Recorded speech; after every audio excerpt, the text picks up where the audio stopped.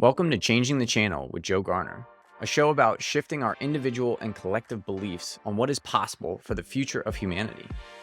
As our understanding of how our reality continues to shift, we are at a point of reunification between science and spirituality. What does the world look like when we break free from the generational trauma that has kept most humans playing small for thousands of years and step into our full power as the co-creators of this reality? I always ask that you keep an open mind with this podcast. Ask yourself what resonates with my truth at this time and what does not. Respect your intuition, but see if you can get through the whole show because there might be that little nugget buried deep in the conversation that unlocks something for you.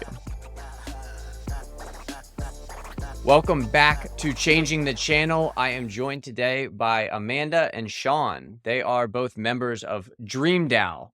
Dream DAO trains and funds Gen Z to leverage the power of Web3 to build a brighter future for humanity. So welcome to the show, guys. How are you doing today? Doing well. Good. Thank you for Yeah, thank having you for us. having us. You're very welcome. I'm glad that we can make this happen. I had a friend that was on the show, Tyler, and he hooked me up with you guys, and that's kind of how we got into this conversation. So let's get into a little bit of history about Dream DAO. What was the start? What was the vision behind it, and how did it come into fruition? Yeah, so Dream DAO was founded by Civics Unplugged. They are a nonprofit organization that are training civic leaders. So high schoolers who want to learn more about government, democracy, and be civic innovators. They realized that not many people were doing the same for the Web3 space. Some of the founders. And since they were, these founders were also in the Web3 space, just getting to know what was going on, they had the idea of creating an organization that would then bring more Gen Z who will lead the Web3 space in the future. And, they would provide uh, with all the tools that these youth people need to improve the Web3 space. So mentorship, funds, internships, and all the guide and training that they need.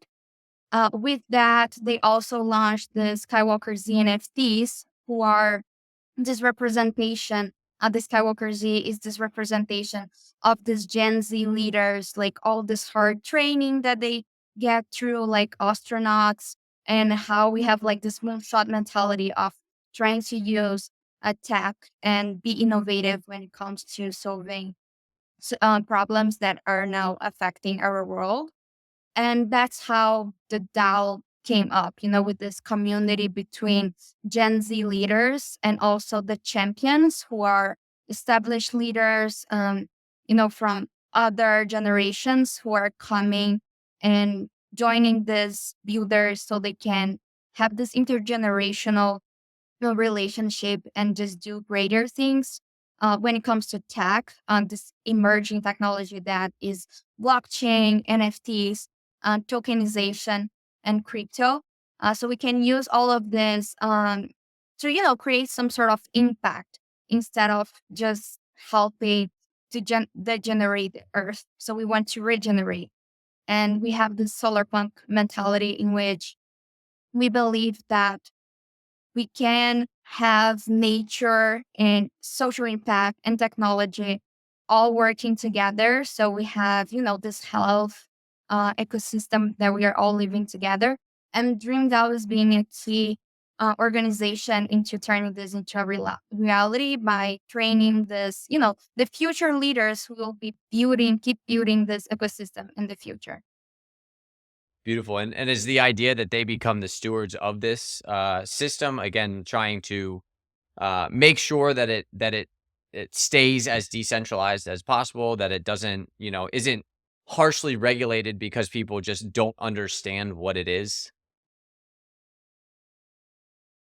Yes. The idea is that right now in the DAO, we are already like passing the roots for the builders, right, Shaan? Like we have been decentralizing since for the first season, And in the beginning was like the builders doing a lot of the building the DAO, but who were stewarding, like taking care like of management and tracking finances and all these kinds of things were were a champion, were one of the founders.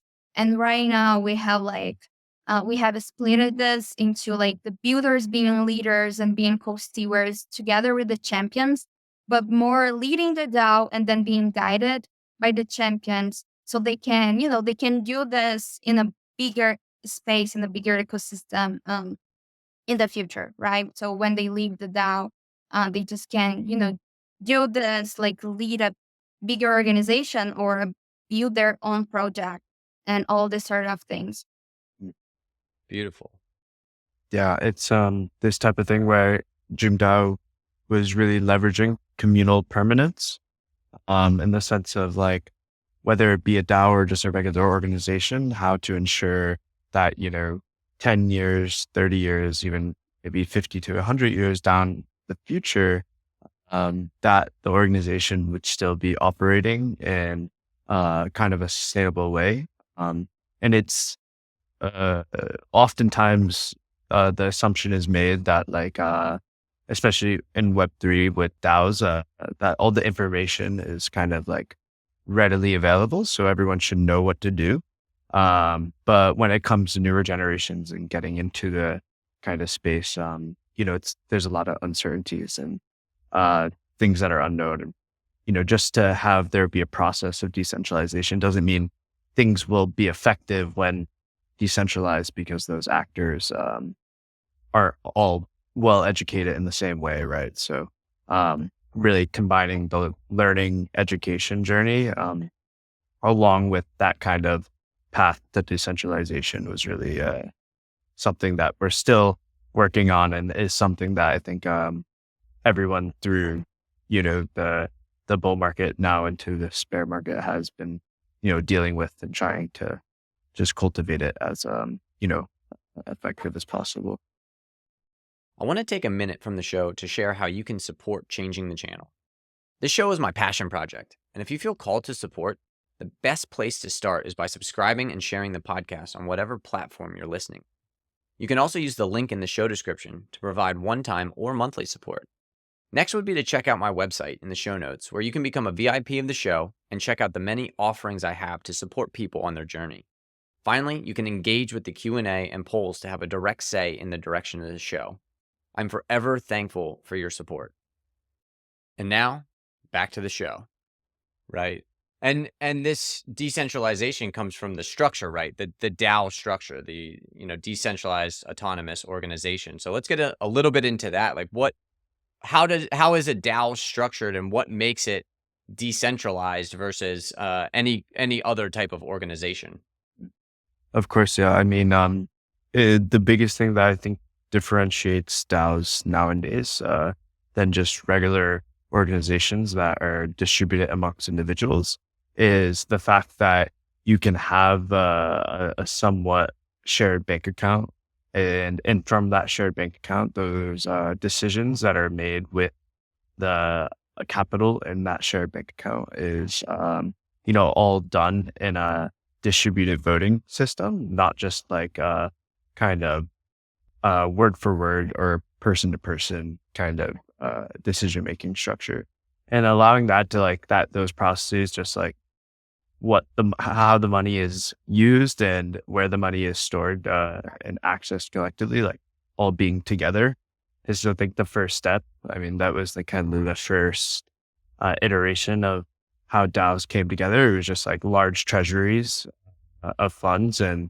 individuals coming together from different parts of the world who either had access to financial services or didn't, able to have like a totally inclusive, totally open opportunity to be a part of this shared bank account or a shared wallet in this case.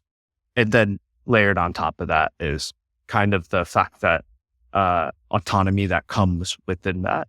And it doesn't happen right from the beginning, but it's ultimately from like the people who are those kind of first signers that are making those original decisions, how they decide to basically distribute, the further decision making, right? And that's kind of the thing where it comes with um, offering incentives for individuals to then do things in terms of plugging in for uh, needs that are seen within the organization. So it's that type of thing where it's more voluntary and participatory rather than there having being a strict kind of, uh, rule or standard for how work is done and how things may function. But there's always like a kind of evolving um, process in which, people can always amend things in the same way that, how the government works in many sovereign nations, right? It's just this kind of similar way, but it happens over the internet rather than enclosed in borders at a nation level, right? And so that's kind of what some of DAOs think there will be the new nations of the future and things like this, where it gets kind of extrapolated to that extreme, but just the first kind of foundations are these fundamentals of just like sharing things and making decisions together over the internet, and having that like trustless or permissionless area to operate in, rather than the current one that we all have to, which is just the traditional financial service sector. Right. And so the DAO basically it pools the funds, the capital together, and then there's a group of people who kind of I guess you'd consider them like the founders. Is that typically how it is? The founders now put out, okay, this is kind of what we need. Here's where we need to put human capital. Are they typically using some of the funds to pay people in this human capital, or is it mostly volunteer based? I mean, is it kind of structured however the DAO sees fit? Yeah, it definitely varies, and a lot of it is, at least how it has been seen, is it starts out as a voluntary kind of participation system, but eventually it's something where all those voluntary contributions get valued across a certain time period. At a point at which the DAO like finds its own value, right? Not just based off the money in the treasury. So therefore you can reward contributions accordingly instead of just having like, hourly rates and these kind of salaries that we're very used to in terms of rigid rewards for our contributions. Right. And the basis behind that is the crypto that is being kind of distributed to each one of the members as they provide value, as they provide services, as they provide, obviously capital is going to also come into that as well. Of course, yeah. I think the common misconception maybe about DAOs is that they all have tokens and they're very similar to traditional organizations in the sense that the tokens represent shares of equity in that organization. But it is honestly not the case. I mean, there are definitely a handful of DAOs that have tokenized and had given out kind of those instruments to invest in the DAO. But it's not the whole of what makes a DAO like function. Especially in the case of DAOs that have been successful, it hasn't been particularly because they've launched a token. It's just purely because they've had a robust community making decisions together. And that's what's been kind of valuable, is just the decision-making power that happens from a, diverse group of people rather than a small group of people. So for non-tokenized DAOs, what is the pay structure? Are you paying out in like fiat currency at that point, Well, or? it's not the sense that we're not using tokens. It's just that we're not using our own token that we have made, right? Oh, okay. To create whatever liquidity for what we're trying to build, whether it be a product or service. And then you mentioned that it's not a basically a representation of ownership. So how does that kind of work within the DAO? Is there any ownership within the DAO, or is it legitimately there is no ownership basically? Yeah, for sure. I mean, that's definitely an interesting thing that varies between DAOs. Like in our case, it was the fact that we had not launched a utility token, but we had launched a membership token in the form of an NFT. And that was kind of a piece of ownership because, therefore then that gave you a one person, one vote eligibility. And that one person, one vote allowed you to have more decision-making power and somewhat have a sense of ownership. But in terms of real ownership is just in some ways, it's like who has control of the keys, which operate the treasury, right? Which disperses funds, right? If you really want to come down to it, right? And that varies across different DAOs. So a lot of times those keys are only comprised to the founders and they don't distribute it. And in the base cases, a lot of DAOs have very quickly been able to add a lot of signers to that and automate the process more rather there being just like 2 or 3 people that have technically all complete ownership. If they wanted to, you know, pack up and leave, they could do that without anyone's kind of, naysaying or whatever it might be. Gotcha. So then it is, just because you're buying into or coming into becoming a partner in a DAO, you do have to do a little bit of research. You have to really put in the legwork to understand how the DAO is structured. It's not that you're entering a DAO and it's decentralized and everything's hunky dory. Like you don't have to worry about anything. Like you do actually have to do the research. You have to put in some type of due diligence before you either buy in or dedicate your time and human capital to that DAO so that you know that you are, a part of this system and not just, again, you're working towards something and then somebody, like you said, packs up and takes their keys with them somewhere else. Yeah, exactly. There's a lot of cases of that happening in terms of contributors and actually just members of DAOs being kind of rug pulled, even though they were very involved in the community, and everyone was kind of like left, or even there just being a vulnerability and not even being rug pulled by the owners, but someone coming in and exploiting that vulnerability of there being like a small amount of people controlling things. So it happens in Mhm. different ways, but there's always like bad actors at the end of the day. Yeah. And is there a work around, or are you guys working towards figuring out how to truly kind of bring this to decentralization, into like the ability for basically everybody to be key holders? And my assumption would be, you have a simple voting system on, okay, we're going to vote to spend this capital here and this capital here, and unless it gets that vote, the money doesn't come out of that fund.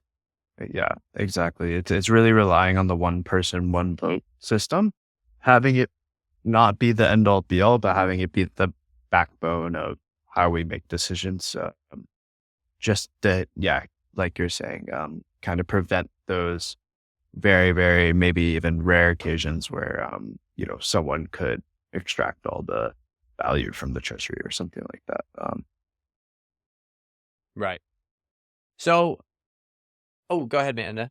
Oh yeah. And also like we have the authors can like the database. So whenever you do a transaction from your wallet, from the DAO's wallet to someone, anyone can see that, right? So that's also a way for you to just like be sure that no one is just like taking the money that they shouldn't. And when it comes to like this people voting in the DAO, for example, we already established like guidelines. So on a certain role, it gets like a certain payment. And so each month that money will be out by being approved by someone and being signed by people who has the keys, but that's already like is a consensus between everyone in the DAO that that payment is coming out. And if they want to check, they just can go to the other scan. So that's also another way that just makes everyone in the community be aware of what's going on and just keep track of the treasury. So that's also very important. Right. Beautiful.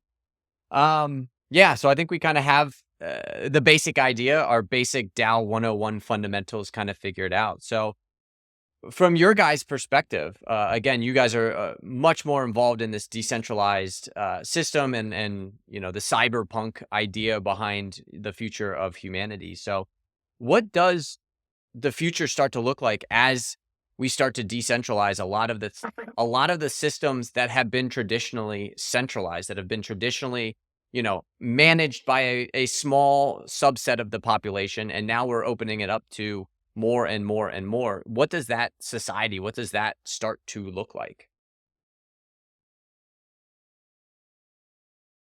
Yeah, I think a really interesting kind of world that we would eventually live in when most institutions kind of take this path towards decentralization would be actually a lot of dismantling of kind of social norms, right? Just in terms of how we value like the things we buy in our daily lives and things like that. I think one thing we'll see very quickly is how people will turn to their neighbors for help. And one thing we've seen a lot from just support in the ecosystem of kind of just, you know, public goods funding and social impact in Web3 is the fact that is like a lot of the people that are operating in this space, maybe they're not, you know, physically neighbors, but, digitally we're all kind of in the same kind of neighborhood. And the fact is that everyone is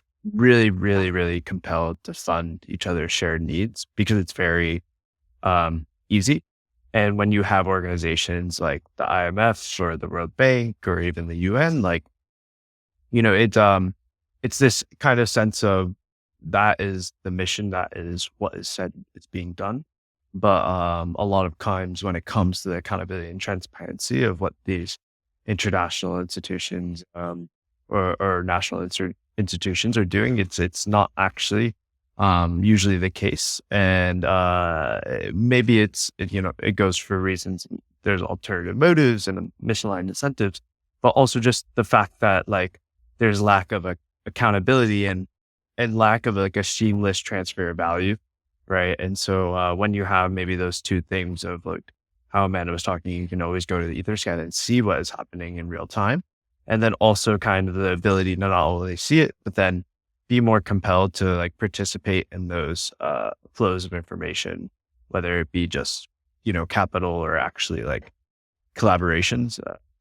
You would end up maybe seeing like a transformation of these organizations that are supposed to be, doing so much good for the world, but it's very unverifiable. So what that world looks like, I think, is just like a more high trust or more just general sense of trust in each other, right? But more so each other as the people who make up these organizations, right? Because right now there's like a huge lack of that trust, whether it's be in our own nation or across multiple. It seems like that's where we can kind of get very comfortable to get to that point.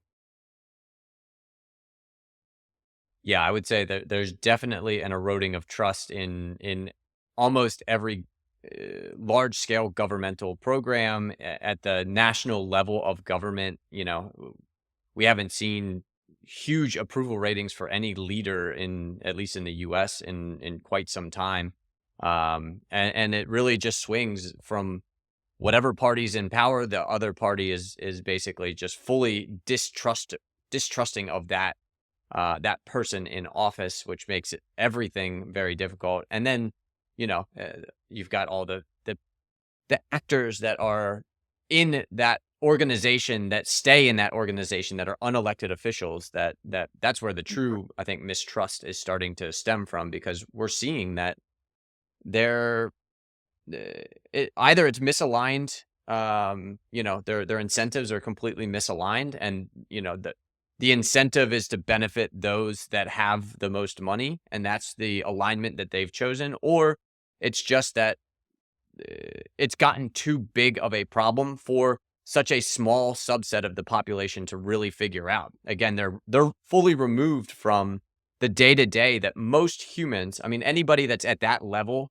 um, they don't have the struggles that, 95% of people are going through, or even 60% of the people, or if when you get down to the bottom 10% of the society, like those people have no clue what is actually happening at that level. So they're making decisions based on information on their day to day, on their, like, that's on their radar, but they're making decisions that are negatively impacting 20, 30, 40, 50% of the rest of the population, and not just in a small negative way, in a very, very powerful negative way. So yeah, I see the future as, the more that we can level, the more that we can decentralize, the more we can bring the decision making down to the broadest amount of people possible, I think is going to be effective. Again, I think, from my perspective, what needs to happen is we need to kind of get into smaller groups, because when you start to get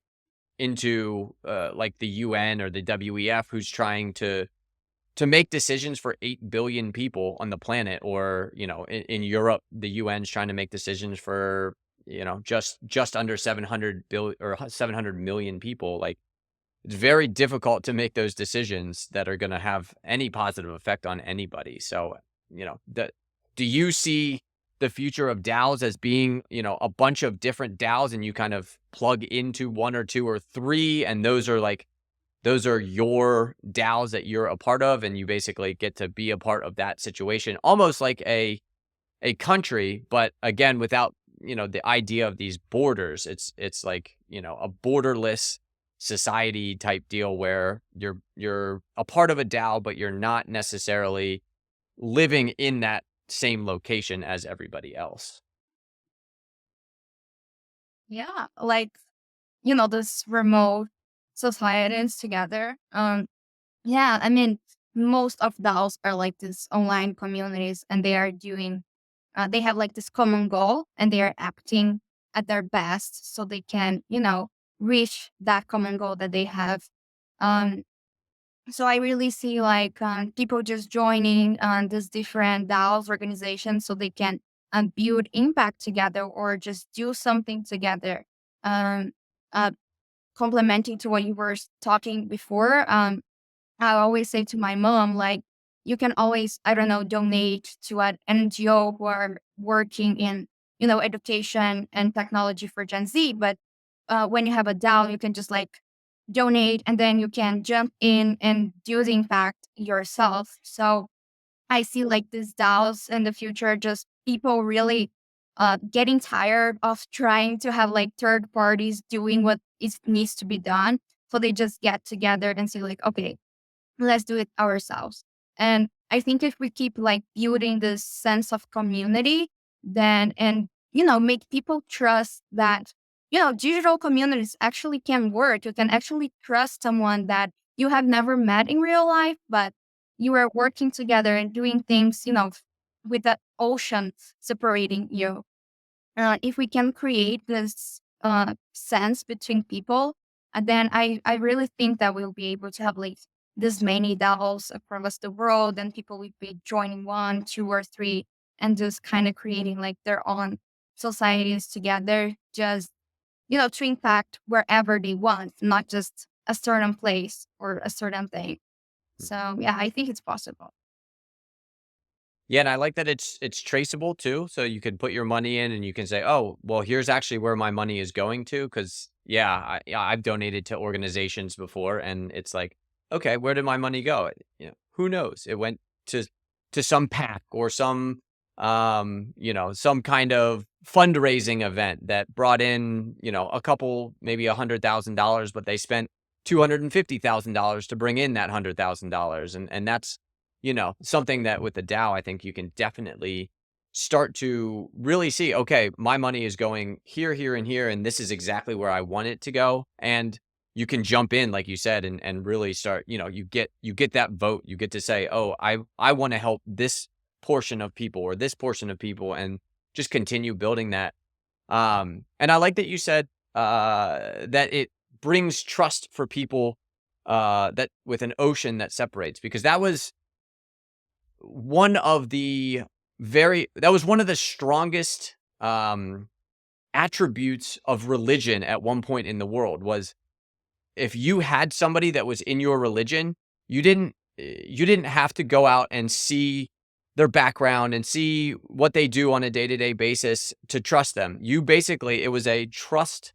It garnered trust from people that were separated by, large swaths of land, and that was a very strong attribute for religion at the time as it was coming up. Again, we kind of see where that goes, and it's always this balance between the chaos and the order. The structures and the new systems that are coming into place. But I like that the DAO kind of gives that. It gives that almost permissionless trust in people that you may or may not ever come face to face with. You may not ever have a personal connection with, but because of technology, because of the internet, because we are able to have these web-based systems and communications, you again, you can start to build that trust with people. And not only just trust, but I hear this a lot in the Web3, it's trust but verify, because you can go back and actually verify that that information was true, that person did fund this DAO, that there are these keys to the DAO, and always be aware of where that money, where the flow is going, and make sure that it is moving in the direction that you see fit, that you are looking to help and move towards. So, do you guys have any insight as to what that transition kind of looks like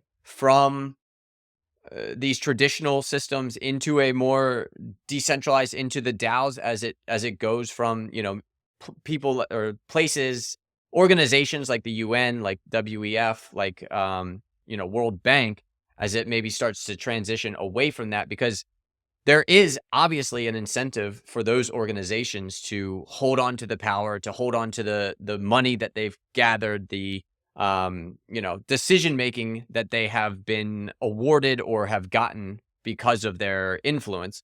So how do we kind of make this transition? What does that kind of look like from your guys' perspective, away from the centralization into a little bit more decentralized as it happens? Yeah, I think a lot of ways the transition looks like how DAOs in general can give the keys to any individual really to somewhat transcend like the limit of Dunbar's number and have a bigger effect over what they can do. In some ways, just in terms of like the people in this ecosystem, you can say are maybe more anarchist or more capitalist, but at the end of the day, like there's this balance of somewhat like pragmatic and prophetic approaches. Like some DAOs are really leaning on the pragmatic approach and some are really leaning on the prophetic approach. But at the end of the day, there's like, I think what we're experiencing right now, especially with a lot of people still being around building in this bear market, is like trying to synthesize both approaches. Like ultimately with the one which is prophetic, understanding that it's not as likely. And there will probably have to be a more pragmatic approach of how we build in the case of a lot of these organizations or institutions dismantling over the next decade, and understanding what are those kind of entry points for when that dismantling happens, right? And like, because at the end of the day, like what are these organizations or institutions that are just made up of a bunch of individuals, like you were saying, and like they may not have the same incentives as us, but as those institutions get dismantled, right, like very quickly reality hits for a lot of people with layering crises, right? And it's more so how we create a more, I guess, like seamless onboarding experience, right? Because same thing with builders who come in a Dream DAO with like no maybe prior knowledge about how blockchain works, or in just in general DAOs might function. It's a kind of thing where you don't want there to be any like rigid pathway as to which someone like enters and maybe transitions from their like previous only Bank of America lifestyle of, operating in this one way, paying for things in this one way, interacting with people in this one way. There needs to be like multiple pathways. And I think, it can come from the part of just like the beginning of the learning curve, which happens with most young builders because, like you're young and you're just going through the motions. And then you get to learn about it. But at the end of the day, the transition for large organizations, it seems as days are going on, that it's looking more unrealistic. I mean, the big thing that DAOs will be prioritizing the transition for like small organizations and small businesses and small collectives, because at the end of the day, maybe when that dismantling happens on an institutional or national level, like that's what these things will kind of, you know, end up as, right? Just more grassroots focused initiatives. Because, yeah, I mean, it's that kind of thing where in some ways we know that these things are going to happen and these collapses are imminent, and how in some ways we can be the organizations that soften the fall, not to be like, hey, come join our kind of collective, but here are the tools to build your own nestled with your community, to give other people the opportunity. So yeah, I think it seems like what it looks like right now, which is a small kind of like connected network of different DAOs, or organizations that became DAOs, will like dramatically just grow in terms of connections, because it will be like Dream DAO plus, let's say, Atlantis DAO, or, even maybe some of the other people in Gitcoin coming together to then like assist a couple other organizations to then do the same thing at the day, which are just like a couple of people probably working together, mostly startups. And yeah, just really that kind of seems like the transition, because especially when you're at that early stage, it makes it more easy, like flexible to do that, right? If you're a large organization, it's very unrealistic to be like, we're going to be able to change Shell's interest, right? And make him, want to fund public goods, right? I mean, yeah, it might look like that from the outside, but as you really peer into it, like, they don't really care, right? And that's the same case for a lot of these organizations, no matter how good intended they might be. Yeah, with again, those organizations are just people, but those people are very comfortable right now, and comfortability does not breed change.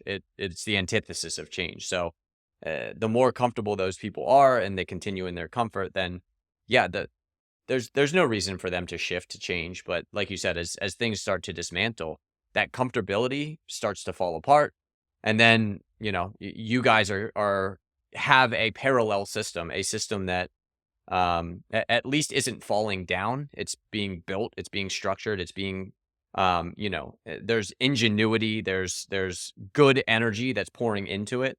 And I see that as like you said, as these structures start to go, we can start reassigning the human capital to these organizations that are tackling a little bit more of a forward thinking problems, and being solutions to those problems, instead of just kind of burying the the problems away and saying that we can just spend our way out of any problem, because at the end of the day, you can't spend your way out of any problem. Like, that's just not a possibility. So yeah, I like that transition, and I definitely agree with you that building the parallel systems now, while we still have accessibility, while we still have very structured societies, is probably the way to go. So I think you guys are doing the right thing. You guys are making the world a better place, and I'm really appreciative of everything that Dream DAO and everybody in this Web3 space, especially forward thinkers, especially people that are envisioning a brighter future, are doing. So, any last words for anybody about DAOs, Web3, the Dream DAO in general? How would somebody sign up for or get involved in Dream DAO? What's the best place that I can send them to? Yeah. So Dream DAO, we have like these ways of connecting online. When you're not a voting member, so you can join our Twitter. So it's Dream DAO. Um, join our Discord. Once you access dreamdao.xyz, which is our website, you will see the Discord logo in the corner. So you can just jump right in. And you will be not just like, you can be onboarded as a friend of the DAO. So you have access to some more like channels and other like community perks. But if you want to become a voting member, we are right now with the Skywalker Z NFT sales available. So you can just go to Skywalker Z dreamdao.xyz, and then you will see you can, purchase a Skywalker Z, become just a Skywalker Z holder. So you'll be like part of the community, but you'll not be a voting member or won't be like mentoring, guiding our builders and building together. But if you want to become a champion, once you purchase, you can apply to become a champion and then join our community, as this voting member who will be taking part in this decentralizing our DAO more each day. And then also being, this guide, this mentor to our builders and, just have and build this community together.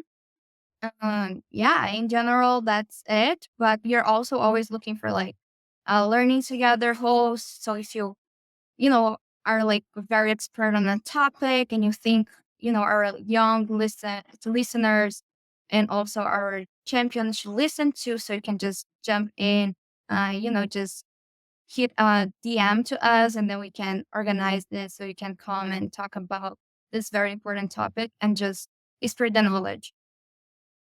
Perfect. Yeah. Shaan, anything else you want to add?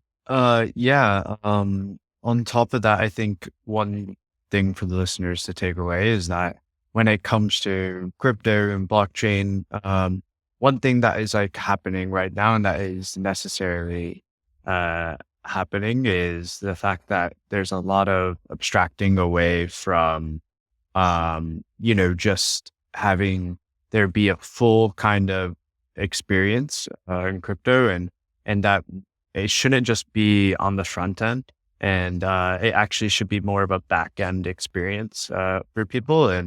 And that when it comes to adoption, people who are really like already abstracting away from crypto on the front end and just kind of putting it right in people's faces, to get that mainstream adoption that we're talking about is people who are like measuring impact and using these tools for real world applications. And so like people like Alanis DAO with their Citizens app and, even the solar-punk nomads using it as a way to kind of like connect people on the ground.